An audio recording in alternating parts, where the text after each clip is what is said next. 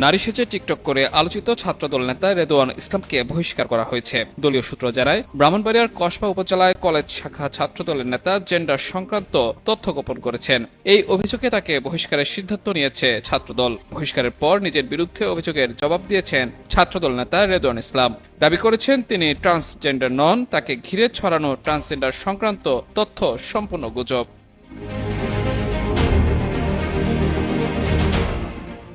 রিহিয়া রিহি নামে একটি Facebook ID থেকে দেয়া এক পোস্টে রেদওয়ান ইসলাম লেখেন, আমি ট্রান্সজেন্ডার নই, আমি একজন সম্পূর্ণ ছেলে এবং একজন সংস্কৃতি কর্মী। দীর্ঘদিন ধরে সাংস্কৃতিক কার্যক্রমের সঙ্গে যুক্ত আছি। কিছু কন্টেন্টের কারণে যদি কেউ কষ্ট পেয়ে থাকেন তার জন্য দুঃখিত।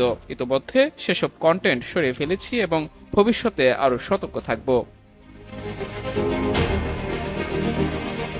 এ বিষয়ে তার পিতা জাহাঙ্গীর আলম গণমাধ্যমকে বলেন, বিষয়টি গুজব। অন্য সবার মতো রেদওয়ানও টিকটক করতে কিছু ভিডিও বানিয়ে ফেসবুকে ছেড়েছে। সম্প্রতি এসবের জন্য ফেসবুকে নিজের আইডি থেকে ক্ষমা চেয়ে বলেছে এসব আর করবে না। রেদওয়ানের এসব ভিডিও বানানো ও টিকটকের বিষয়ে পরিবারের কেউ সমর্থন করেননি বলেও দাবি করেন তিনি।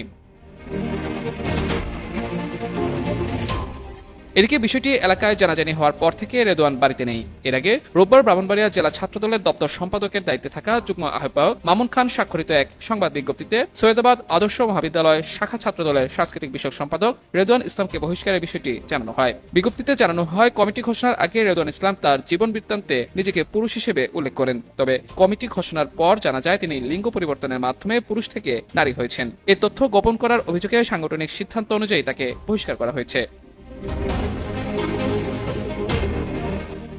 এই ঘটনায় রাজনৈতিক অঙ্গনে মিশ্র প্রতিক্রিয়া দেখা দিয়েছে। কেউ কেউ বিষয়টিকে ব্যক্তিগত পরিচয়ের স্বাধীনতার সঙ্গে যুক্ত করে দেখছেন, আবার অনেকে তথ্য গোপনের বিষয়টিকেই মূল সমস্যা হিসেবে উল্লেখ করেছেন।